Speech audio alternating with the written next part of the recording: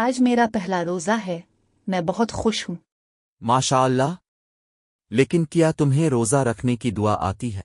नहीं, लेकिन मैं सीखना चाहती हूँ। बहुत अच्छी बात है। रोज़ा रखने से पहले ये दुआ पढ़नी चाहिए। وبصوم غد نويت من شهر رمضان.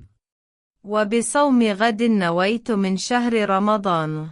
इस दुआ का मतलब है मैंने रमज़ान के रोज़े की नियत की जो कल रखूंगा। वाह! अब मैं हमेशा सहरी के बाद ये दुआ पढ़ूंगी।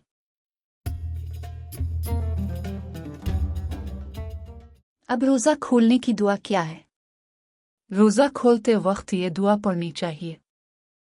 اللهم لك صمت وبك آمنت وعليك توكلت وعلى رزقك أفطرت.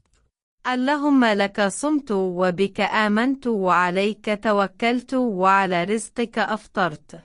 इस दुआ का मतलब है, हे अल्लाह, मैंने तेरे लिए रोज़ा रखा, तुझ पर ईमान लाया, तुझ पर भरोसा किया और तेरे दिए हुए रिस्क से रोज़ा खोला।